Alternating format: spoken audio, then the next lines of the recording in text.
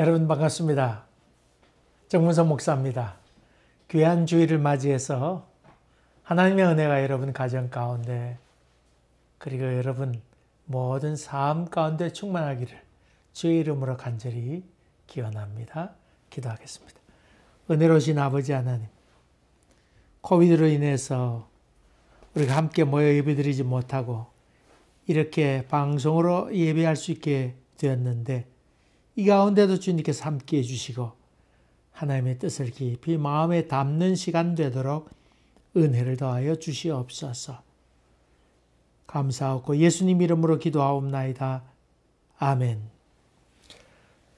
오늘 우리에게 주신 하나님의 말씀은 마태복음 16장 15절부터 20절까지입니다.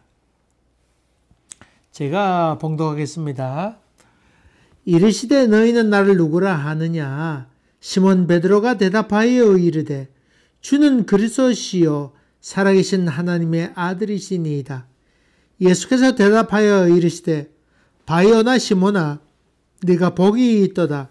이를 내게 알게 한 이는 혈육이 아니요 하늘에 계신 내 아버지시니라. 또 내가 내게 이르노니 너는 베드로라. 내가 이 반석 위에 내 교회를 세우리니 음부의 권세가 이기지 못하리라. 내가 천국 열쇠를 내게 주리니 내가 땅에서 무엇이든지 매면 하늘에서도 매일 것이요 내가 땅에서 무엇이든지 풀면 하늘에서도 풀리리라 하시고 이에 제자들에게 경고하사 자기가 그리스도인 것을 아무에게도 이르지 말라 하시니라. 아멘. 아멘. 코비드가 점점 더 확산되어서 이번 토요일부터 시작해서 이건 몬트리올에도 이제 그 통금 제도가 있습니다. 생기게 되었습니다. 뭐 저녁 8시부터인가 8시부터 시작해서 새벽 5시까지 사람을 만나지 못하러 다시는 못하도록 하겠고 오늘 이렇게 잠깐 얘기 들으니 지금도 밖에 경찰들이 수시로 이 사람 저 사람 잡아서 같은 차에 주소가 다른 사람이 타게 되면 바로 벌금을 물리고 있는 장면을 보았다는 얘기를 들었습니다. 하여간 할 수만 있거든 만나지 말고 조심하는 것이 좋겠습니다. 지난주 인자는 누구라 하느냐 그런 제목으로 말씀을 드렸습니다. 너희는 나를 누구라 하느냐? 사람들은 뭐라고 하느냐 묻고는 너희는 나를 누구라 하느냐? 다시 말하면 개인적인 신앙 고백이 첫째로 중요한 것이고 또 우리 창조자 하나님을 아는 알아야 우리가 거기 어떤 존재인가 하는 것을 알 수 있다고 하는 말씀을 들으면서 너는 나를 누구라 하느냐? 이 질문은 바로 네 자신이 누구냐 하는 질문과도 같다고 하는 그런 말씀을 드렸습니다. 조금 어렵죠. 어렵지만은 뭐 그렇게 이해하시면 되겠습니다. 오늘 이어서 이제 사도 베드로의 고백, 주는 그리스도시요 살아계신 하나님의 아들입니다. 이 고백을 중심으로 해서 오늘 계속해서 설교 말씀을 이어가도록 하겠습니다.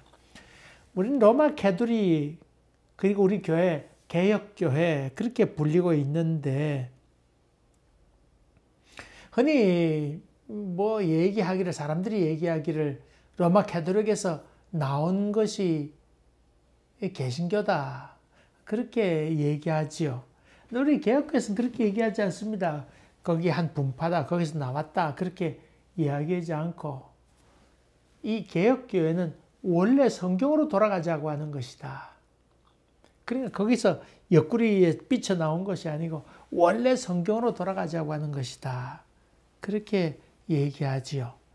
특별히 그 로마 가톨릭과 개혁교회의 아주 근본적인 차이에 대해서 얘기한다 그러면 바로 오늘 본문에 있는 말씀, 이 말씀을 보면 아마 잘 차이가 있으리라 생각됩니다.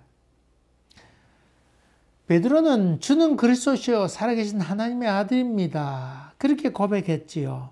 마가복음에도 나오고 누가복음에도 나오는데 마가복음에는 그리스도십니다. 그리고 누가복음에는 하나님의 그리스도이십니다. 그렇게 묘사하고 있어요. 이 마가복음은 로마 사람들인데 로마 사람들에게 뭐 주는 그리스도시여 살아계신 하나님의 아들입니다. 이렇게까지 기록할 필요가 없었고 또 그렇게 말한들 로마 사람들이 이해도 못했으리라 생각합니다. 그나마 우리 지금 여기 마태복음에 있는 말씀 주는 그리스도시여 살아계신 하나님의 아들입니다. 이렇게 고백하는 것은 이미 우리가 성경에 대해서 많이 알기 때문에 그 말이구나 그렇게 이해하지만은 그 로마 당시 이때 예수님 있을 당시에 그 로마에 있는 사람들은 뭐 살아계신 하나님의 아들입니다. 뭐 거기까지 그렇게 깊이 느끼지 못하는 종교적인 배경이 있다고 생각하시면 아마 쉽게 이해가 되려 생각됩니다. 반대로 유대인들은 이 메시아를 기다리고 있고 그리고 메시아가 어떤 존재여야 되는가 하는 생각을 갖게 되고 거기에 대해서 마태는 그분은 참 하나님의 아들이시다. 그것을 더 강조해서 지금 예수 그리스도를 묘사하고 그렇게 설명하고 있는 것이 마태가 지금 얘기하려고 하는 것입니다. 주는 그리스도시요 살아계신 하나님의 아들입니다. 여기에 예수 그리스도의 절대적인 권위를 얘기하면서 예수의 메시아성을 특별히 강조하고 있는 부분이라 볼 수 있습니다. 우리가 예수 그리스도, 예수라고 하는 말은 예수와 여호수아라는 말과도 여호수아가 점점 빨리 예수 같은 말이죠. 또 여러분 성경에 구약에 나오는 모세도 물에서 건져냈다고 구원자라 그런 뜻이죠. 건져냈다. 예수란 말은 구원자라고 하는 말이고 그리스도라고 하는 말은 기름 부었다 그런 뜻이지요. 기름 부음 받았다 그런 뜻인데 이 이스라엘 사람들 가운데 기름 부음을 받은 사람은 몇 사람 있었습니다. 제사장일 때 기름 부음을 받았습니다. 두 번째로 예언자일 때 그랬습니다. 선지자나 예언자 뭐 같은 말입니다만은 예언자일 때 그랬고 그 다음에 왕에게 기름을 부었습니다. 자, 제사장은 인간의 편에서 인간의 죄를 하나님 앞에 내놓으면서 하나님과 인간 사이에 중간 역할을 했죠. 그래서 우리의 죄를 용서해 주옵소서, 우리 민족의 죄를 용서해 주옵소서 그런 고백을 했으니까 참 중요한 역할을 했던 것이 이 제사장이지요. 이런 제사장이 없었으면 이스라엘 백성은 죄와 죄책감에 사로잡혀서 살아갈 수밖에 없었습니다만 이 제사장이 기름을 부었고 그 중간다리 역할을 했던 것이 제사장이었죠. 자, 예언자가 나옵니다. 예언자는 이 제사장이 인간 편에 섰다고 하면 예언자나 선지자는 하나님 편에 서서 하나님 말씀을 대언해서 인간을 향하여 얘기했던 사람이 바로 예언자였지요. 그러니까 이 사람도 아주 중요한 역할을 했습니다. 신과 인간과의 관계 역할을 했으니까 기름 부음 받았지요. 그 다음에 왕이 나옵니다. 왕은 하나님께서 위탁한 백성을 잘 통치하는 누구의 말대로 하나님 말씀대로 잘 통치하는 역할을 했으니까 왕도 상당히 정치적으로 중요한 역할을 감당해냈지요. 그러니까 이 세 부류의 사람들에게 제사장, 예언자, 그리고 왕에게 기름을 부었다 이런 말이죠. 특별히 이런 사명을 갖고 하나님과 인간 사이에 중간다리 역할하는 귀한 일을 감당해냈다. 그래서 기름 부음 받은 사람이라 그리스도라. 기름 부음 받았다. 이 예수 그리스도가 바로 그런 역할을 하는 것입니다.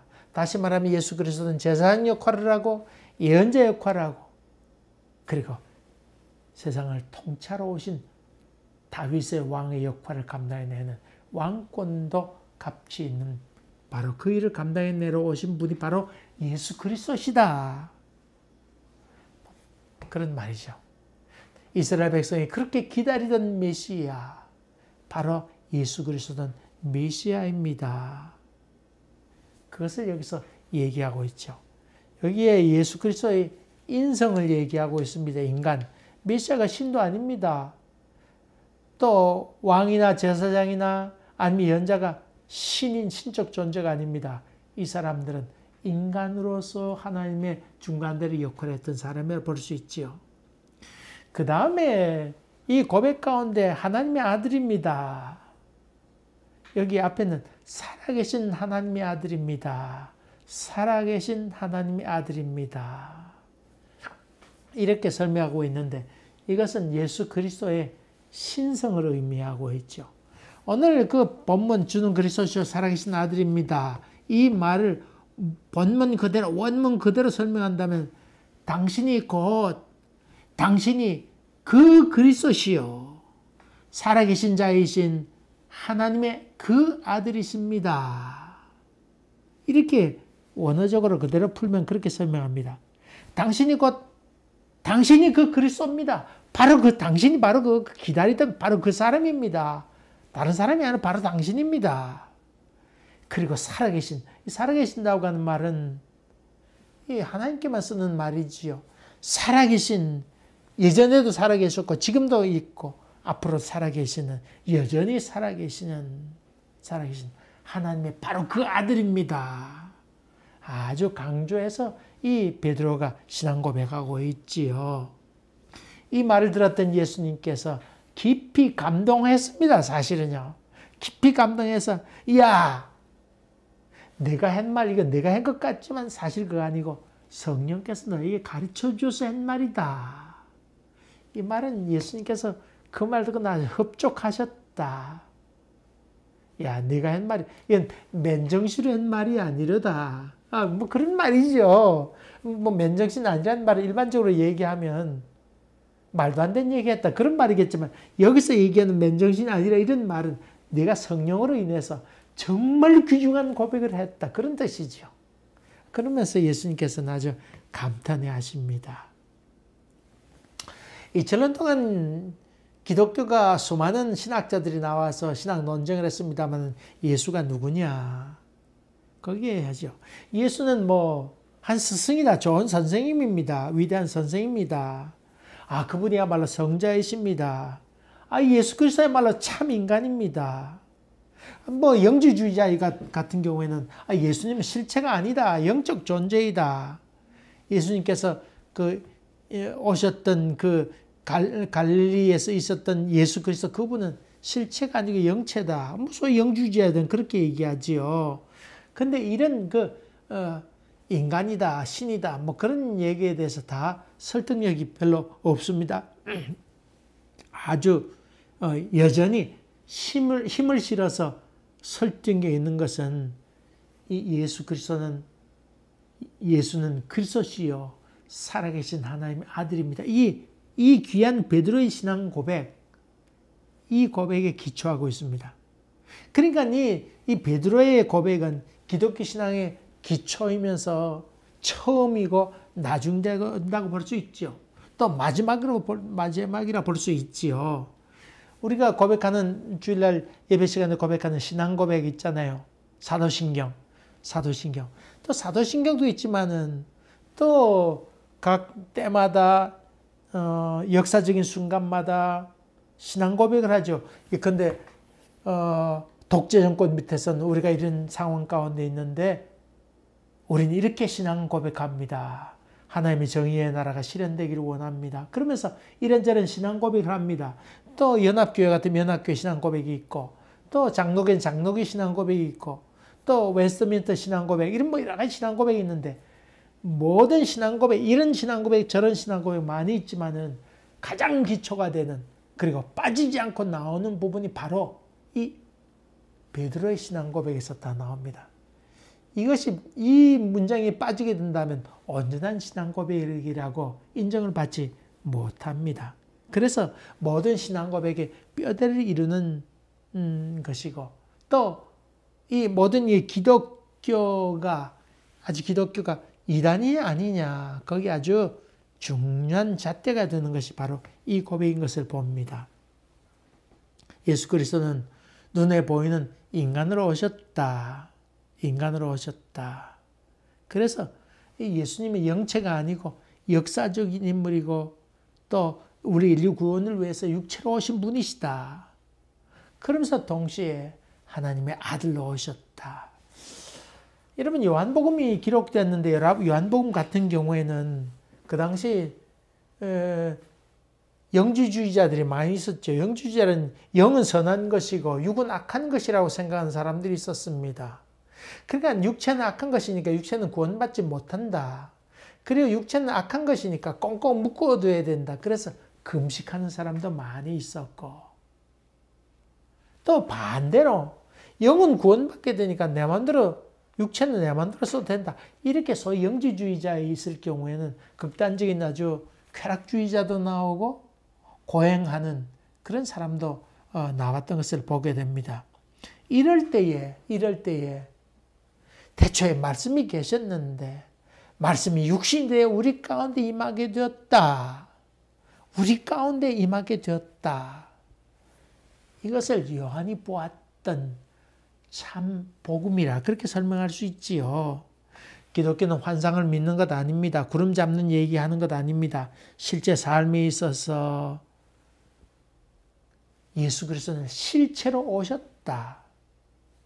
그래서 중요한 분이 바로 예수 그리스도이시다. 예수 그리스도를 믿는다고 하는 것은 공허하게 믿는 것이나 귀신이 여기 떴다 저기 떴다 하듯이 그런 신비만 얘기하는 사람들이 아닙니다. 도덕적인 삶도 살고 윤리적인 삶도 살고 또 가난한 이웃을 위해 살아가는 그런 인간적인 그 예수 그리스도, 그분이 실제로 이 땅에 오셨다고 하는 것이 요한이 보았던 복음인 것을 봅니다.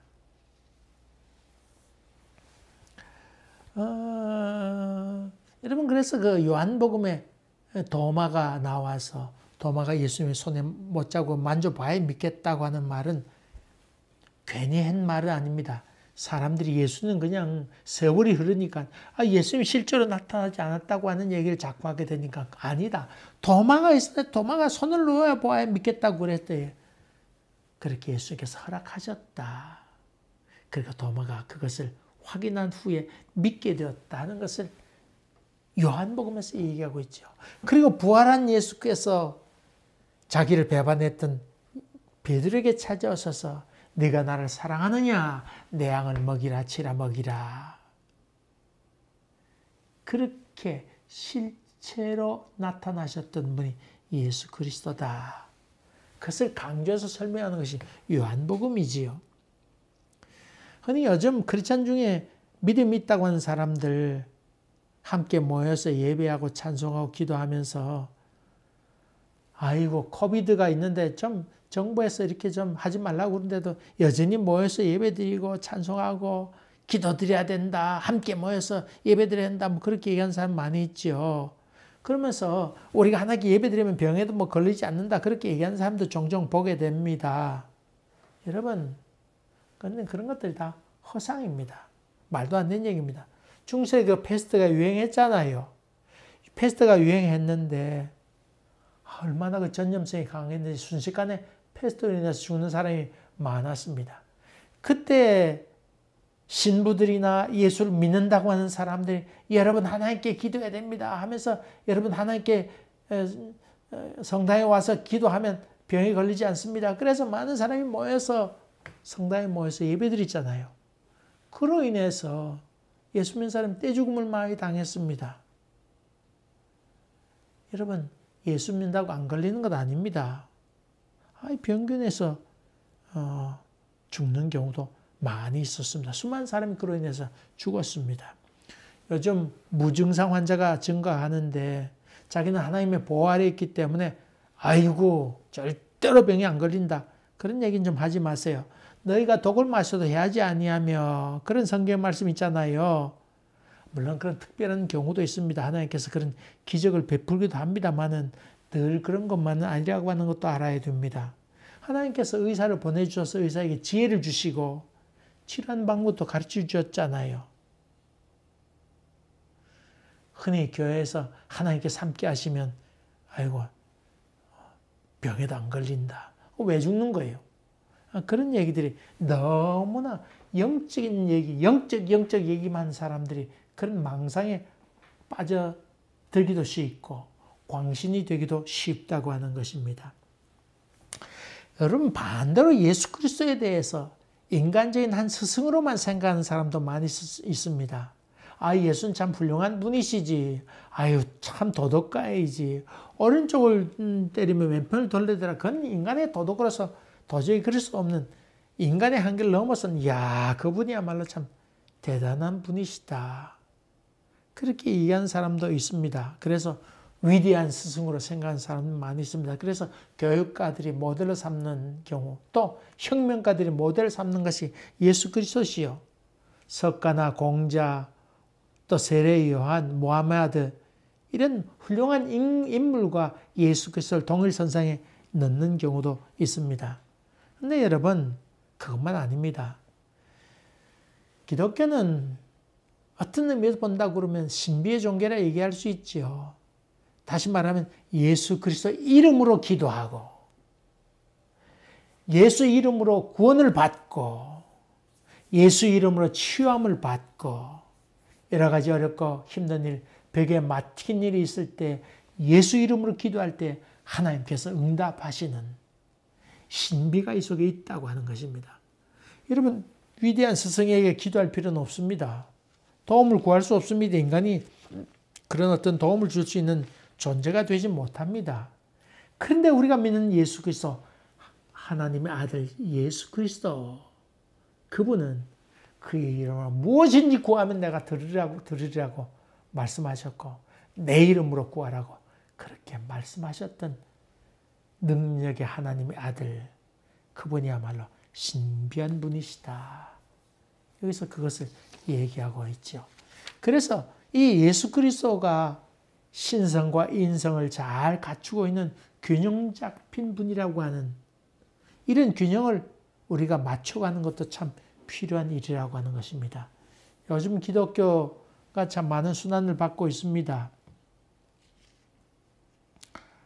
미국 선거 이번에 했는데 남부 기독교 교회들이, 남부 교인들이 그 트럼프를 많이 지지했습니다. 소위 그 이름, 불려진 이름이 복음주의 기독교라고 하는 이름입니다. 이 사람들의 생각은 한국 태극기 부대하고 똑같습니다. 한국 태극기 부대 많은 사람들이 소위 뭐 복음 믿는다고 하는, 예수 믿는 사람들이 대부분 이제 권사 뭐 이런 사람들, 목사도 많이 있습니다만, 근데 이런 사람들은 하나님의 아들이심만을 강조할 때 이런 문제가 되기 쉽습니다. 기도하면 다 된다는 얘기들. 우리는 죄 용서 받았으니까, 예수 이름으로 죄 용서 받았으니까 누구도 나를 어쩌지 못한다고 하는 생각을 갖지요. 누가 나를 대적하리요. 내가 영적으로 구원받았으니 하나님의 자녀이다. 나는 어떻게 하든지 간에 구원받았다. 이런 생각에서 우쭐해 가면서 누가 날 대적하겠는가. 그렇게 얘기하면서 자기의 생각과 하나님의 뜻을 일치시키면서 자기의 감정이나 생각을 하나님 뜻과 똑같다고 생각하면서 자기 마음대로 행하는 것, 이런 우를 범하게 되지요. 그러면서 하나님의 뜻과 가르침에 아무 상관없이 그렇게 사는 경우가 많이 있습니다. 그래서 이번에 백악관에 들어간 사람들 가운데 많은 사람들이 남부에서 온 교인들이 많이 있었습니다. 그러면서 총 들고 나타나게 되고, 또 남북 전쟁을 했을 때 남부군이 들었던 그 인종차별했던 흑인 노예를 주장했던 그런 깃발을 들고 나면서 아주 기도는 하고, 아주 그래서 아주 무시무시한 총 들고 들어와서 사람을 죽이기도 하는, 협박하기도 하는 그런 일이 이번에 있었지요. 점점 이 기독교가 천박한 기독교가 되고 장터의 그리스도인들이 됩니다. 장터의 크리스찬이라고 하는, 시장터에서 막 싸구려면서 하나 더 팔라고 아우성치고 하는 그런, 뭐 장사한다고 해서 나쁘다는 얘기가 아니고 우왕좌왕하는 난리법석 떠는 그런 천박한 그리스도인이 되기가 쉽다고 하는 것입니다. 기독교는 언덕 위에 교회가 세워져야 됩니다만, 동시에 교회는 시장터 안에, 동네 안에 교회가 있어야 된다, 그런 말이 있습니다. 이 두 가지 아주 중요한 일입니다. 교회는 거룩하다고 하는 것도 참 귀한 일이죠. 거룩해야 되죠. 구별되었다고 하는 말인데 그렇게 되지만 동시에 어려움을 당한 사람과 함께하게 되는 이런 두 가지 예수의 인성과 신성을 함께 더불어 가져야 되는 것처럼 교회도 그런 역할을 감당해내야 됩니다. 내가 아는 청년, 이 청년 아니네요. 이제 뭐 같이 늙어갔으니까. 제가 가르쳤던 한국에 있는 우리 귀한 청년이 그런 글을 써왔습니다. 이슬람 그 무장 단체보다도 기독교가 더 위험한 종교라고 요즘 얘기하고 있다. 참 그런 생각을 해보게 됩니다. 그 남부에서 총도 들고 나타나고 그렇죠. 또 엊그제 뉴스를 보니까 그 코비드 확진 수련회에서 확진했던 사람 가운데 그 인터콥이 나옵니다. 인터콥에 있던 사람들은 예전에 그 왜 아랍 가가지고는 복음 전하러 갔다가 인질 되어서 죽었던 사람이 있었잖아요. 인터콥 그 사람들입니다. 그 사람들은 막무가내입니다. 하고 가서 죽을지언정 하면서 가서 나가 전도해야 된다. 그렇게 얘기했네. 그 단체에 있는 책임자들은 이런 사람은 자기는 안 갑니다. 자기들이 가지. 여러분 그럴 때는 삼가 조심해야 될 필요도 있고 우리가 피해야 될 때가 있고 목숨 걸어야 될 때가 있는데 이런 일로 말미암아 사회에 지탄거리가 된다고 하면 참 큰 문제가 되지요. 그런 점에서 우리 균형 잡힌 신앙이 꼭 필요합니다. 여러분 코비드 확산될 때에 우린 거리두기 하니까 괜찮다 그러지 말고 모임 좀 하지 마세요. 하지 마세요. 절제하세요. 절제하세요. 그 다음에 오늘 나오는 말씀 너는 베드로라 내가 이 반석 위에 내 교회를 세우리니 음부의 권세가 이기지 못하리라. 여기에 그 로마 가톨릭에서는 이 반석 위에 너는 베드로라 내가 이 반석 위에 반석이라는 말은 베드로라는 말인데 베드로가 베드로 위에 교회를 세웠다. 그렇게 로마 가톨릭에서는 얘기하죠. 문자 그대로 받아서 그 베드로의 대를 이어서 많은 교황들이 이어져 나오게 되고 지금에까지 이르게 되는데 이 교황이 바로 베드로의 후계이다. 그 권위를 인정한다. 그렇게 하죠. 그래서 이 말을 하면서 죄를 사해주는 권세까지 주었다고 저는 얘기하면서 이것이 로마 가톨릭의 전통이 되고 있죠. 근데 우리 개신교에서는 그렇게 얘기하지 않습니다. 예수께서 하신 말씀은 베드로의 바로 그 신앙 고백 위에 교회가 세워진 것이다. 그렇게 얘기하고 있습니다. 이 개신교회는 예수 그리스도 이외에 어떤 사람도 중보자로 삼지 않습니다. 중간자로 여기지 않습니다.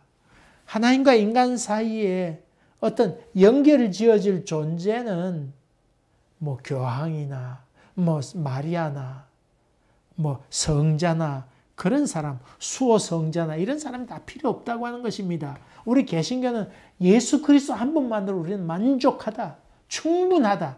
우린 그렇게 얘기하고 있죠. 구약성에 보면 제사장이 나오고 예언자가 나오고 모세 같은 경우 신과 인간 사이 중보 역할을 했잖아요. 제사장 사무엘 같은 경우도 그런 역할을 했지요. 그건 예수님께서 오시기 전이었고 그 역할을 감당해냈고 그 모세나 제사장 이런 사람들은 예수 그리스도의 그림자라 볼 수 있지요. 예수 그리스도가 오신 이후에 그런 모든 것들이 다 필요 없다. 예수 그리스도 한 분만으로는 넉넉하시다. 그것을 얘기하고 있죠. 우리는 마리아를 통해서 뭐 예수님하고 친하니까 예수님의 어머니 되니까 마리아에게 기도하면 더욱더 잘 들어주실 것이다. 그런 얘기도 우리는 믿지 않습니다. 그건 믿지 않습니다.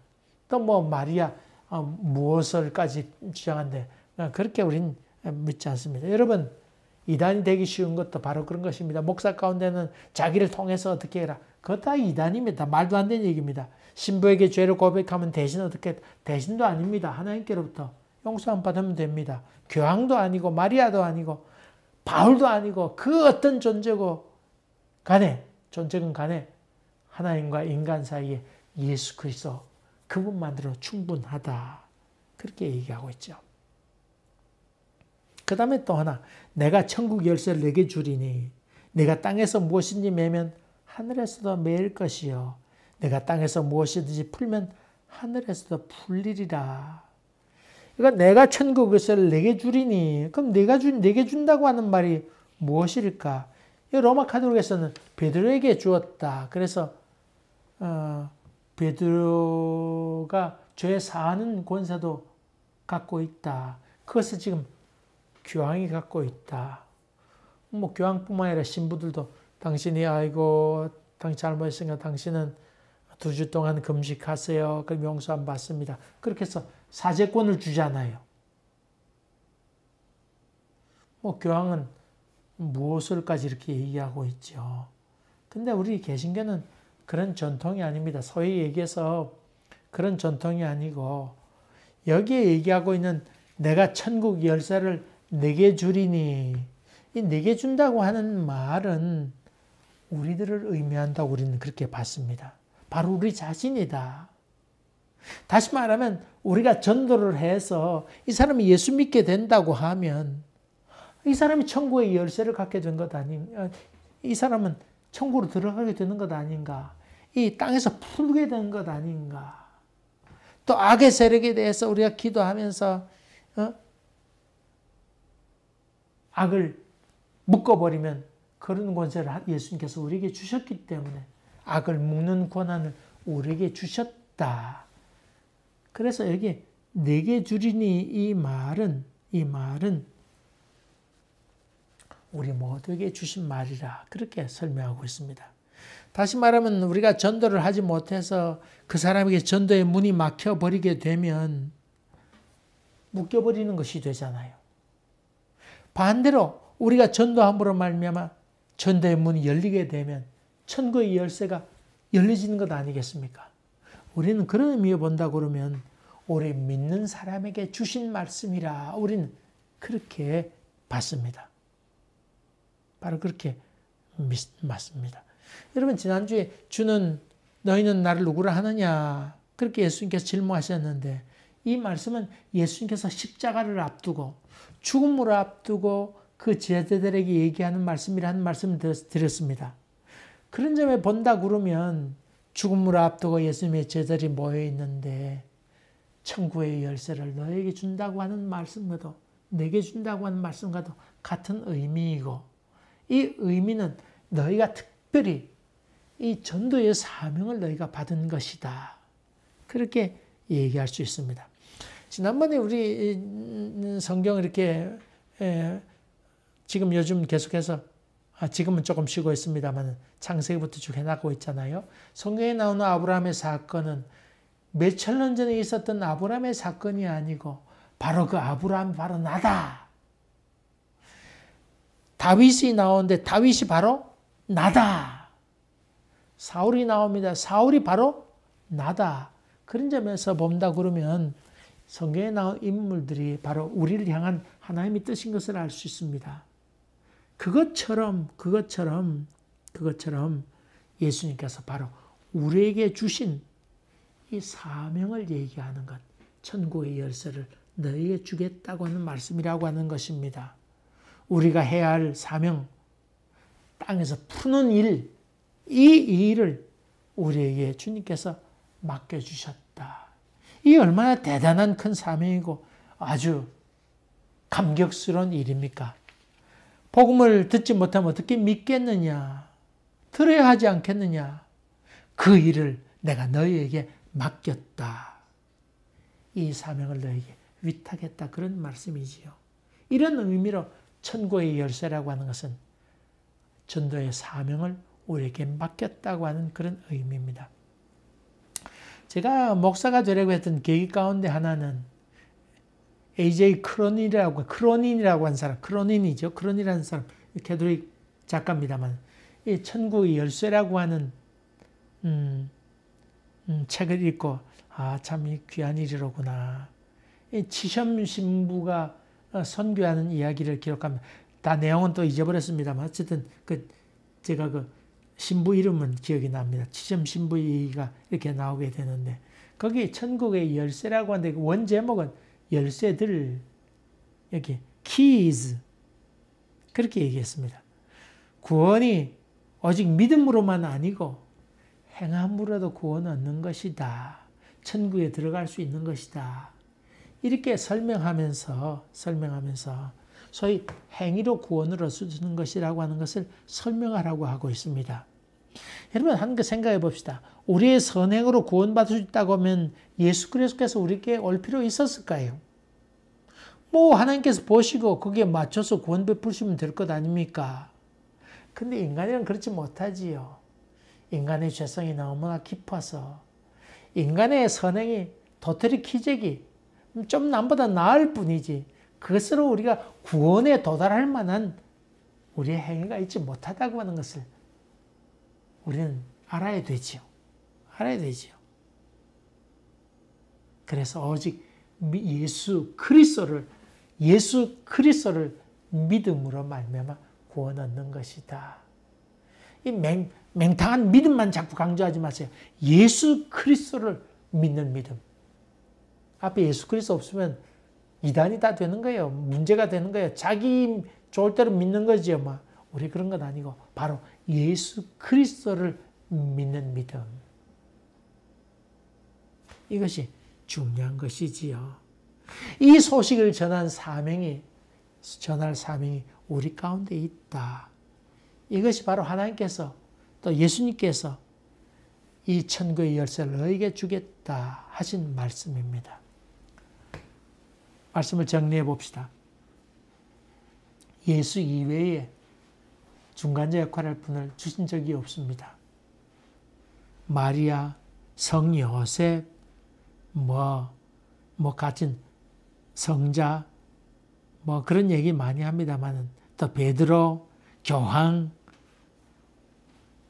그런 사람을 준 적이 없습니다. 예수 한 분으로 만족합니다. 그래서 기도도 예수 이름으로 하고 용서함 받는 것도 예수 이름으로 하고 예수 그리스도 이름을 우리가 전하는 천국의 열쇠를 우리가 들고 있는데 이 사명을 잘 감당해내는 것이 얼마나 귀중한 일이고 또 우리가 영원한 세계에 보장되어 있다고 하는 게 얼마나 감격스러운 일입니까? 흔히 사람들이 그런 얘기, 예수 믿는 사람들도 개신교 사람들도 닉네임에 천사 이렇게 하는데 여러분 천사 그런 말 하지 마세요. 우리는 천사도 흠모할 만한 복음 증거하는 일을 감당해내고 있다. 그것이 우리 천사보다 능력은 조금 못하게 하셨지만은 그러나 우리 천사보다 더 귀한 존재로 설명하고 있잖아요. 찬송가 가운데 우리가 지금은 나그네 되어도 화려한 천국에 머지않아 가리니 이 세상 살 동안 주 예수 위하여 우리가 힘써 일하세. 주에게 부탁하신 일 천사도 흠모하겠네. 뭐요? 천사도 흠모하겠네.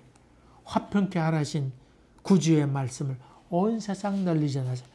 화평케 하라고 하나님과 인간 사이의 중보 역할을 감당해내라고 하셨던 예수 그리스도의 그 말씀을 온 세상 전파하는 것, 그것이 우리의 사명이다. 이 찬송이 바로 카셀이라는 사람이 그 아내가 그만 마차 타고 시내에 갔다가 그만 그 말이 놀라가지고 마차에 아내 패치코트 있죠. 그 큰 치마가 말려 들어가서 거기에 그만 깔려 죽게 되잖아요. 그런 고통을 경험하게 됩니다만 그런 고통을 경험하면서 이 카셀은 이렇게 찬송합니다. 주에게 부탁하시니 천사도 흠모하겠네. 화평케 하라신 구주의 말씀을 온 세상 널리 전하세. 성경 읽으면서 쓸데없는 말에 휘둘리지 마시고 하나님의 바른 말씀 위에 든든히 서 있는 여러분 되셔서 올해 한 해 동안 믿음의 큰 열매 맺는 은혜가 있기를 주의 이름으로 간절히 기원합니다. 기도하겠습니다. 은혜로우신 아버지 하나님 감사합니다. 늘 하나님 앞에 겸손케 하여 주시고 주님보다도 앞서가지 않도록 도와주시되 주는 그리스도시요 살아계신 하나님의 아들입니다. 이 고백 앞에서 무릎 꿇고 겸손하게 살아가고 또 교만하리만큼 당당하게 이 소식을 전파하는 믿음의 장부들 다 되도록 도와주셔서 천국의 열쇠를 잘 사용해가는 저희들로 삼아 주시옵소서. 지금은 우리 주 예수 그리스도의 은혜와 하나님 아버지의 지극하신 사랑과 성령의 역사하심이 저희들 가운데 항상 함께 계시기를 간절히 축원하옵나이다. 아멘. 아멘. 감사합니다. 또 뵙겠습니다.